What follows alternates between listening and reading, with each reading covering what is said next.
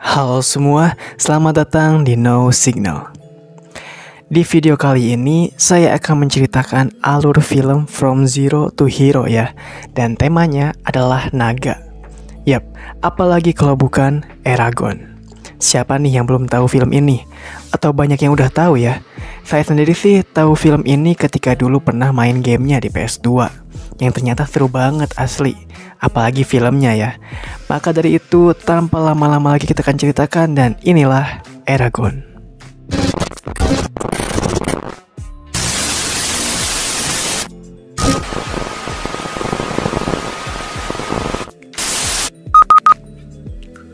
Film dimulai dengan seseorang menceritakan sebuah kisah. Jadi dulu, ada suatu masa di mana tempat yang bernama Alagaësha adalah sebuah tempat yang sangat indah dan damai. Tempat ini diperintah oleh orang-orang yang menunggangi naga yang gagah perkasa. Misi para penunggang naga atau kesatria naga ini adalah untuk melindungi dan melayani para penduduknya. Maka dengan itulah, selama ribuan tahun, kehidupan masyarakatnya sangat sejahtera. Tapi secara perlahan, para kesatria itu menjadi angkuh dan mulai ingin bertarung satu sama lainnya demi memperebutkan kekuasaan dan menjadi yang terkuat. Nah, ada satu kesatria yang mengetahui kelemahan para kesatria lainnya, yang itu membuat kesatria ini mengkhianati mereka. Kesatria ini bernama Galbatorix, kita panggil Torix ya. Nah, karena tahu kelemahan itu, dalam sebuah pertarungan berdarah melawan kesatria lain, si Torix ini dapat dengan mudah membunuh mereka semua. Tapi dia baru sadar, ternyata ada kesatria lain yang belum dia bunuh. Tapi entah di mana kesatria itu. Sejak kemenangan si Torix inilah, Alagaësha sekarang diperintah olehnya. Bahkan, si Torix nyuruh para pasukannya buat membunuh sekutu Alagaësha, yaitu kaum Varden. Orang-orang yang masih selamat langsung melarikan diri ke gunung-gunung untuk bersembunyi dan mengharapkan keajaiban datang pada mereka supaya bisa mengimbangi kekuatan si Torix. Nah, kisah baru pun dimulai, yaitu ketika di suatu malam, seorang cewek bernama Arya sedang dalam pengejaran untuk menyelamatkan diri dari para pasukan si Torix. Arya ini adalah sekutunya kaum Varden. Dia melarikan diri setelah mencuri sebuah batu dari si Torix. Makanya dia dikejar. Di sisi lain, si Torix botak ini menyuruh anak buahnya untuk cepetan ambil lagi batu itu dari Arya. Scene pun pindah ke seorang pemuda bernama Eragon. Dia sedang bersiap-siap untuk pergi berburu di waktu subuh. Oh iya, dia juga tinggal bareng pamannya. Balik lagi ke Arya, di sini si Arya ternyata udah terkepung sama pasukannya si Torix, termasuk si anak buahnya ini yang bernama Durza. Ketika terpojok dan gak mau ngasih batu ke si Durza itulah, si Arya gak punya pilihan lain selain mengirimkan batu itu ke orang lain. Ketika batu itu telah terkirim, kejadian itu bersamaan ketika Eragon udah melesatkan panah ke seekor rusa. Dan saat itulah muncul suatu cahaya yang membuatnya kaget dan panahnya meleset. Karena kejadian itu, si Arya ditangkap oleh Durza. Balik lagi ke Eragon, di sana dia bingung banget kenapa tiba-tiba ada batu itu. Jadinya dia memutuskan untuk mengambilnya dan akan menjualnya ke pedagang. Karena si Eragon ini berasal dari keluarga yang susah gitu ya sebutannya. Nah, ketika ingin menjualnya supaya bisa beli daging, si penjual malah menolak batu itu pas tahu kalau Eragon dapat batunya dari punggung gunung, yang dimana mungkin itu adalah batu milik si Torix. Makanya si penjual nolak karena takut kenapa-napa. Saat mau pulang, dia melihat ada orang tua yang diambil bebeknya secara paksa oleh pasukannya si Torix. Ketika dia pulang, ternyata dia udah disambut oleh pamannya dan sepupunya bernama Roran. Eragon dan Roran ini udah akrab banget, kayak adik kakak bersaudara aja. Karena Roran lebih tua, maka Roran seperti kakak bagi Eragon. Oh iya, di sini Eragon langsung menyimpan batu itu di kamarnya. Setelah itu, si Roran ngasih tahu ke Eragon bahwa dirinya akan meninggalkan kampungnya ini sebelum nanti dijemput paksa oleh para pasukan Torix. Nah, jadi teman-teman, si Torix ini punya kebijakan, yaitu mengambil secara paksa setiap pemuda yang udah cukup umur buat jadi prajuritnya. Nah, karena si Roran ini gak mau jadi prajuritnya, makanya si Roran bakal pergi aja dari kampung dan bersembunyi. Dia juga gak tahu mau pergi kemana.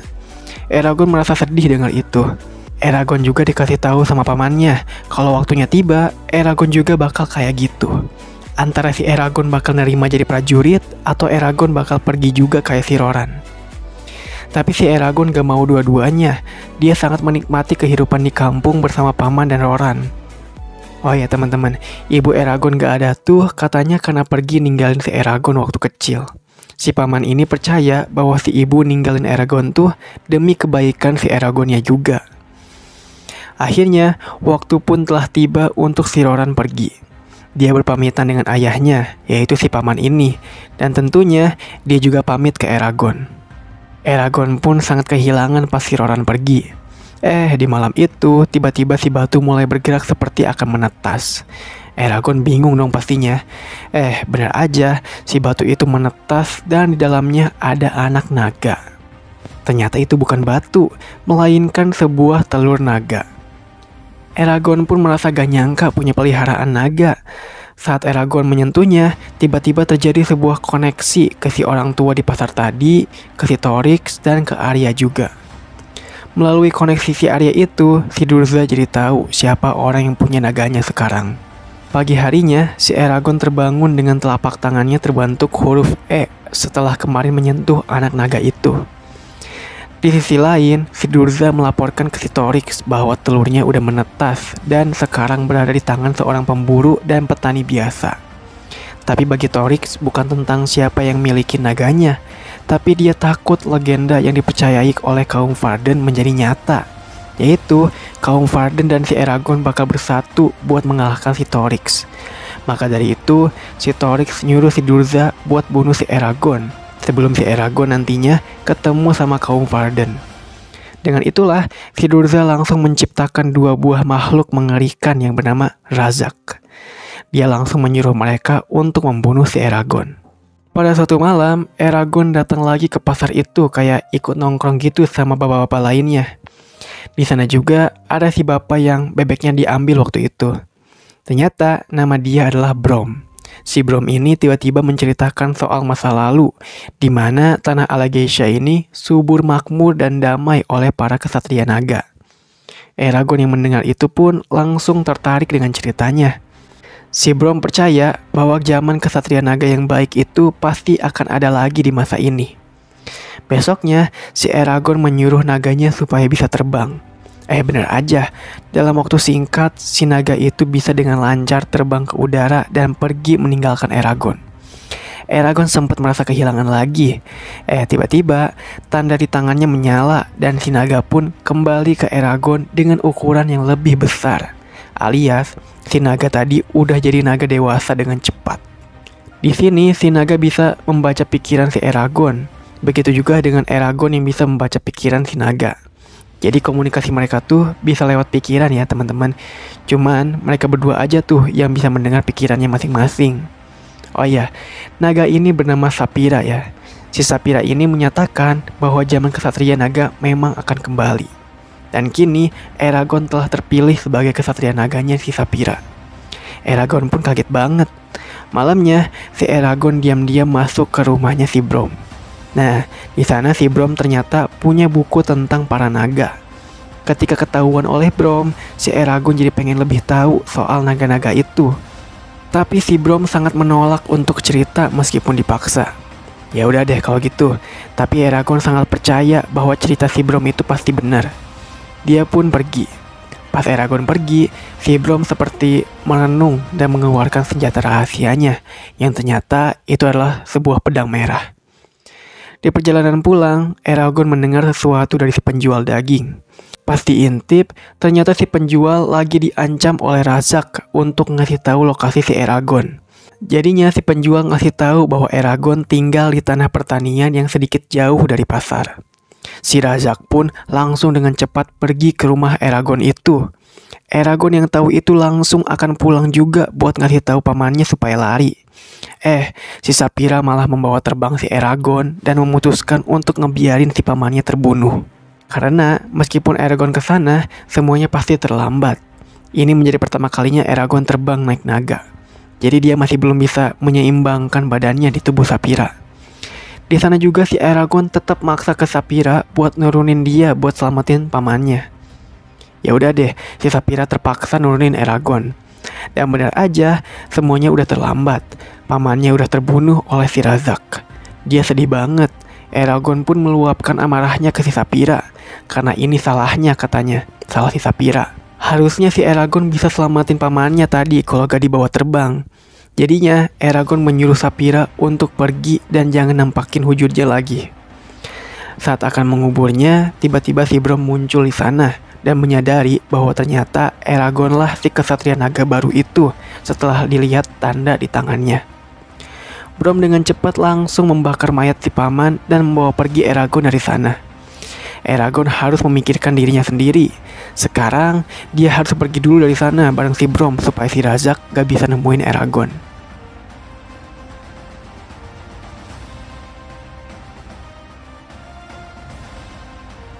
Setelah sampai di tempat aman, si Brom ngasih tahu bahwa Eragon dengan kondisi pemulanya sekarang tidak akan bisa melawan Razak dan Durza sendirian. Si Durza ini adalah seorang penyihir yang dirasuki oleh roh-roh jahat. Jadinya, dia perlu berlatih dengan yang berpengalaman seperti Brom ini. Karena Eragon adalah satu-satunya harapan kaum Varden. Seperti yang dikatakan di awal film ya, kaum Varden ini adalah kaum yang sangat menentang si Torix. Maka dari itu, orang yang masih selamat sedang bersembunyi di gunung untuk menunggu kedatangan kesatria baru, yaitu si Eragon ini. Si Brom pun nyuruh Eragon buat manggil kembali naganya. Dan ya, mau sejauh apapun Saphira pergi, Eragon dan Saphira tetap bisa ngobrol lewat pikirannya. Jadinya, si Saphira berhasil balik lagi ke Eragon. Eragon juga sempat minta maaf padanya karena udah ngusir waktu itu. Si Brom pun kagum banget dengan naganya Eragon yang bagus ini. Dengan momen ini, Eragon harus benar-benar bisa bunuh si Durza dan si Torix demi harapan kaum Varden. Saphira sendirilah yang telah memilih Eragon. Meskipun misalnya waktu itu si Brom yang dapat telurnya, si Saphira gak bakal menetas. Karena Brom bukanlah kesatria yang Saphira mau, melainkan Eragon lah yang Saphira mau. Dan Saphira memang menyatakan itu fakta seekor naga. Kalau si Saphira gak ketemu Eragon, maka Saphira gak bakal menetas sampai bisa ketemu Eragon. Saphira akan melayani Eragon apapun itu, meskipun nyawa taruhannya. Eragon harus tetap hidup supaya si Saphira bisa hidup juga. Tapi kalau si Saphira mati, maka Eragon bakal bisa tetap hidup. Nah, karena mereka masih dalam pengejaran anak buah Durza, maka mereka harus pergi selama 5 hari perjalanan ke kota sungai bernama Daret. Supaya lebih aman lagi, si Saphira harus mengamati dari udara kalau ada pergerakan dari pasukan Durza, terutama si Razak. Mereka pun berangkat deh akhirnya. Terus juga, di tengah perjalanan udah ada para Urgal. Urgal adalah sebuah pasukan yang dulunya tuh musuhnya para raja. Tapi ketika si Torix menjadi raja, si Urgal menjadi pasukannya si Torix ini, menjadi penjaga kerajaan. Dengan itulah, mereka memilih jalan memutar supaya bisa menghindari Urgal. Di sela-sela perjalanan juga, si Eragon diajarin cara bertarung menggunakan pedang. Awalnya, si Eragon pede aja gitu kan, karena dulu dia suka pedang-pedangan sama Roran. Tapi ternyata skillnya gak guna. Jadinya Eragon kalah dari Brom. Setelah itu mereka lanjutin perjalanannya. Yang pada akhirnya mereka telah sampai di Daret. Brom menyuruh Eragon untuk membalikan roti, sedangkan Brom mau ngobrol sama orang di sana. Bukannya beli roti, si Eragon malah masuk ke ruangan ramalan dan langsung diramal. Si peramal kaget banget. Si Eragon katanya adalah orang yang ditunggu-tunggu oleh beberapa ras. Eragon juga punya kekuatan yang luar biasa, tapi gak pernah disadari. Pas Eragon keluar, dia dan Brom ternyata udah dikepung sama para Urgal. Karena terpojok itu, si Eragon dengan tanpa sadar mengeluarkan kekuatannya yang berhasil menghancurkan jembatan di sana. Kemudian, dia langsung pingsan. Pas bangun-bangun, dia merasakan tangannya seperti kebakar. Brom ngasih tahu bahwa itu adalah sihir. Sihir yang berasal dari naga. Berkat sihir itu, si Eragon berhasil membunuh para Urgal tadi malam. Tapi bukan itu masalahnya. Kali ini, Eragon harus bisa menguasai sihir itu. Jadi jangan dipakai secara berlebihan, harus teratur. dia harus pelajari beberapa mantra dengan bahasa kuno dari para peri.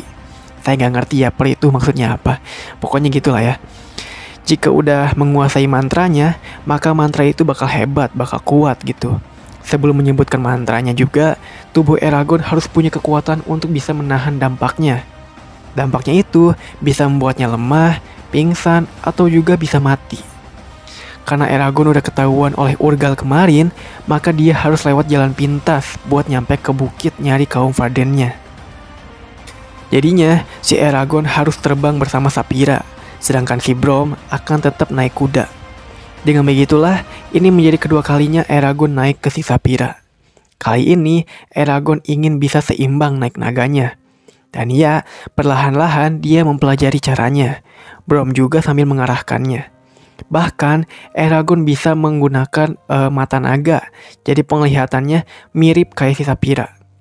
Lagi senang-senangnya naik naga, tiba-tiba para Razak bergerak ke arah si Braum. Eragon yang tahu itu gak tinggal diem, dia dan Saphira akan mengalahkan mereka. Tapi karena masih pemula dan terlalu pede, si Eragon dan Saphira jatuh di hutan itu. Untungnya, Razak yang satunya bisa Eragon bunuh pakai mantra sihirnya. Yang satunya lagi diajak gelut sama si Braum. Yang akhirnya, Braum berhasil menang pakai pedang merahnya. Setelah mengalahkan Razak, mereka menyembuhkan luka si Saphira akibat jatuh tadi. Si Braum kesel, si Eragon benar-benar harus ngejaga si Saphira. Karena tujuannya saat ini adalah bertemu kaum Varden dan mengalahkan si Torix. Di sini, si Eragon mulai curiga ke si Braum. Yang ternyata pas dicek tangannya, ternyata benar. Si Braum tuh dulunya seorang kesatria naga juga. Tapi, sekarang naganya udah tewas. Si naga terbunuh oleh kesatria lain menggunakan pedang merah yang dimiliki Braum sekarang. Ternyata, pedang itu adalah pedang pembunuh naga. Kesatria lain ini bernama Morzan. Dia berhasil direkrut oleh si Torix. Makanya, ketika si Morzan ngincar si Braum, naganya si Braum lah yang telah melindungi si Braum dan akhirnya mati terbunuh oleh Morzan. Setelah beberapa saat, si Braum balas dendam ke si Morzan dan membunuhnya. Begitu juga, naga si Morzan ikut mati. Kemudian, si Braum ngambil pedang merah si Morzan itu, lalu pergi ke pasar yang di awal film dengan rasa malunya. Bertahun-tahun kemudian, zaman kesatria naga tuh udah selesai, udah terlewat. Tapi sekarang, zamannya udah kembali, yaitu karena munculnya si Eragon dan Saphira yang akan menyelamatkan semua orang dari si Torix. Di sisi lain, si Durza muak karena dia gagal lagi dapetin si Eragon. Dia pun jadinya memberikan semacam tanda gitu ya ke si Arya. Setelah itu, si Eragon malah bermimpi ketemu si Arya di sana. Si Arya ngasih tahu ke si Eragon bahwa dirinya adalah sekutu kaum Varden. Dia juga minta tolong ke Eragon untuk selamatin dia karena lagi ditawan oleh si Durza. Ternyata Arya yang ada di dalam mimpi si Eragon itu adalah si Durza. Jadi Durza tuh menyamar menjadi si Arya dalam mimpinya Eragon. Jadi, daripada mencarinya, si Durza ingin si Eragon datang aja nyamperin ke tempatnya gitu kan. Nah, karena Eragon tuh masih bodoh, dia jadinya tanpa pikir panjang mau selamatin si Arya. Yang dimana itu arah tempatnya berlawanan banget. Padahal, dikit lagi mereka sampai ke persembunyiannya kaum Varden. Pergi ke tempat si Durza itu sama aja kayak bunuh diri kalau tanpa persiapan. Nyawa Eragon juga lebih berharga daripada nyawa si Arya. Apalagi si Arya kalau mati juga udah ikhlas. Yang penting Eragon bisa kalahin si Torix nantinya. Tapi si Eragon tetap keras kepala. Dia gak mau dengerin kata-kata si Braum. Jadinya, dia pun tetap pergi dengan Saphira dan ninggalin si Braum di sana. Setelah sampai, dia memutuskan untuk menyusup ketika malam hari. Saat malam itulah, si Eragon dengan hati-hati bisa dengan mudah masuk ke dalam sana dan berhasil nemuin si Arya. Si Arya pun kaget banget kenapa si Eragon malah selamatin dirinya. Dan ya, udah terlambat untuk bisa kabur karena Durza udah mengepungnya. Eragon pun mulai menyerangnya. Tapi ya itu percuma, itu belum ada tandingannya buat si Durza. Saat si Durza mau membunuh Eragon pakai tombak, si Braum datang ke sana dan malah dia yang tertusuk tombaknya lalu terjatuh. Eragon yang marah pun langsung memanahnya dan membuat si Durza menghilang jadi abu. Mereka bertiga pun langsung berusaha untuk kabur dari sana. Saat terkepung, untungnya ada si Saphira yang langsung masuk ke sana dan akan membawa mereka bertiga. Di sini juga ada orang asing yang malah membantu Eragon. Jadinya dengan itu, mereka berhasil kabur dari sana dan masuk ke hutan. Di hutan itu, si Brom ngasih tahu bahwa Durza akan mati ketika jantungnya dihancurkan. Maka ini belum berakhir, si Durza masih hidup. Si Brom nyuruh Eragon untuk melanjutkan perjalanannya mencari kaum Varden sambil membawa pedang merahnya ini. Brom udah gak kuat, udah gak bisa apa-apa. Dia hanya berharap si Eragon kali ini bisa menjalankan tugasnya. Dengan begitulah, akhirnya si Brom mati dan dikuburkan di sana. Saphira juga membekukan kuburannya supaya gak hancur. Setelah itu, si Arya tiba-tiba kesakitan. Kemungkinan si Durza udah meracuninya. Hanya kaum Varden yang bisa menyembuhkannya. Dia pun dikasih petunjuk oleh Arya di mana kaum itu bersembunyi. Setelah itu, Saphira berhasil menangkap seseorang yang mengikuti mereka dari tadi. Orang ini bernama Murtag. Nah, ternyata si Murtag ini tahu jalan tercepat supaya bisa ketemu kaum Varden. Alasan si Murtag bantuin tuh karena dulu keluarganya pernah dibantai oleh anak buahnya Torix. Makanya kali ini dia ingin balas dendam ke si raja. Ya udah deh, daripada si Arya kesakitan terus, mending Eragon percaya aja ke si Murtag supaya dia bisa cepet ketemu kaum Varden. Mereka pun langsung memulai perjalanannya. Sampai pada akhirnya mereka sampai dan disambut sangat ramah oleh kaum Varden. Di sisi lain, si Torix benar-benar kecewa ke si Durza. Apalagi si Eragon sekarang udah ketemu kaum Varden. Pokoknya, apapun yang terjadi, si Durza gak boleh gagal. Dia harus membunuh semuanya. Balik lagi ke Eragon. Di sana, Eragon langsung bertemu dengan ketua kaum Varden bernama Ajihad. Eragon juga membuktikan bahwa dirinya memang kesatria naga dengan membawa Saphira masuk ke dalam. Setelah itu, Eragon minta ke tabib di sana untuk hilangin racun yang ada di tubuh si Arya. Kemudian, Eragon juga menyetujui kerjasama bersama kaum Varden untuk mengalahkan Torix dan pasukannya si Durza. Pas si Ajihad merhatiin si Murtag, dia langsung marah banget dan langsung akan mengurungnya. Alasannya adalah si Murtag ini adalah anaknya si Morzan, si kesatria pengkhianat itu. Kalian ingat kan siapa Morzan? Nah, si Murtag inilah anaknya. Makanya mereka mau penjarain dia. Padahal si Murtag sendiri tuh benci banget ke ayahnya. Dia membela yang benar dan gak mengikuti ayahnya. Tapi tetap aja si Ajihad gak mau denger dan tetap penjarain si Murtag. Setelah itu, mereka gak punya waktu banyak karena para Urgal dan Durza udah deket dengan kaum Varden dan akan melakukan penyerangan.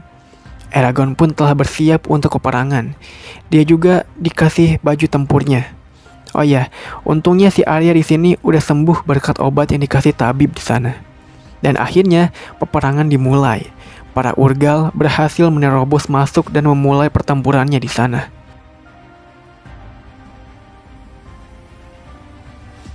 Eragon dan Saphira juga langsung terjun untuk membunuh musuh-musuhnya. Si Murtag yang dipenjara juga pada akhirnya bisa keluar berkat kekacauan itu. Dia juga jadi ikut andil dalam peperangan ini membantu Eragon. Kemudian, para pasukan Durza pun muncul lagi dengan jumlah yang banyak banget. Si Durza juga menciptakan makhluk yang bisa terbang dari asap untuk melawan si Eragon. Setelah itu, mulailah duel di antara mereka. Tentunya, ini sulit banget bagi Eragon yang masih pemula dalam menggunakan sihir. Sedangkan si Durza dengan leluasa bisa menyerang Eragon pakai sihir hitamnya. Sampai-sampai ketika pertempuran jarak dekatnya, si Saphira berhasil dilukai oleh makhluk itu. Yang itu membuat si Saphira menjadi melemah. Karena hal itulah, si Eragon harus dengan cepat bisa menusuk jantungnya si Durza. Dia jadinya punya suatu ide gila, yaitu menggunakan ekor Saphira supaya Saphira bisa melempar Eragon dengan cepat ke arah si Durza. Dan ya, dengan kecepatan itu, si Eragon berhasil menangkap si Durza dan membunuhnya tepat di jantungnya. Yang itu membuat si Durza akhirnya berhasil mati dan lenyap.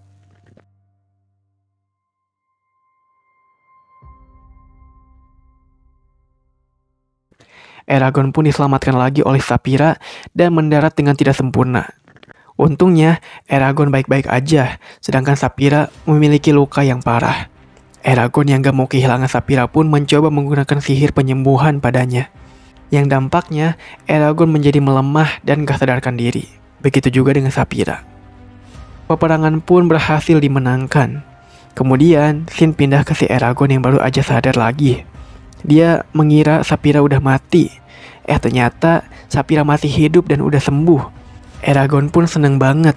Setelah itu, Eragon akan menyusul Arya yang udah pergi pulang ke kampungnya. Para kaum Varden pun sangat bahagia ke Eragon karena udah menangin perang kemarin. Setelah itu, Eragon berhasil nemuin si Arya di perjalanannya. Arya ngasih tahu bahwa dia harus segera pulang, karena si Torix pasti gak bakal tinggal diam karena kekalahannya dalam perang kemarin. Si Eragon harus persiapin perang selanjutnya bareng si kaum Varden. Apalagi sekarang Eragon udah disebut sebagai legenda pembantai roh jahat yang gagah berani oleh kaum Varden. Dan hal itu udah tersebar di seluruh Alagaësha. Waktu memang sangat singkat. Kemarin Eragon hanyalah seorang petani. Sekarang Eragon udah menjadi kesatria naga dan pahlawan bagi Alagaësha. Setelah itu mereka berpamitan dan berharap akan bertemu lagi nanti. Arya pulang ke kampungnya, Eragon juga kembali ke kaum Varden. Di sisi lain, si Torix benar-benar marah dan mulai akan mengeluarkan naganya untuk mengalahkan Eragon.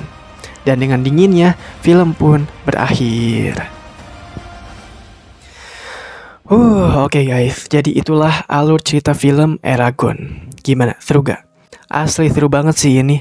Eragon yang tadinya cuman petani, sekarang malah jadi kesatria naga ya. Dari sinilah kita belajar bahwa nasib gak ada yang tahu. Yang perlu kita lakukan adalah terus ikhtiar dan jangan menyerah pada apa yang menjadi mimpi kita. Karena gak ada yang tahu besok kita akan jadi apa. Yang penting, yakini dalam diri kita bahwa Allah udah siapin sesuatu yang terbaik untuk kita. Apapun itu. Oh ya, setahu saya film ini gak ada sequelnya ya. Sayang banget asli. Padahal kita pingin tahu gitu kan, apa yang akan terjadi ke si Eragon dan rencana apa yang Torix bikin. Termasuk bagaimana nasib si Roran di cerita ini ya. Ya gantung sih ini ceritanya. Tapi gak apa-apa deh, film ini juga udah bagus kok. Oke, mungkin segitu dulu dari saya. Jaga kesehatan kalian semuanya ya. Dan salam film.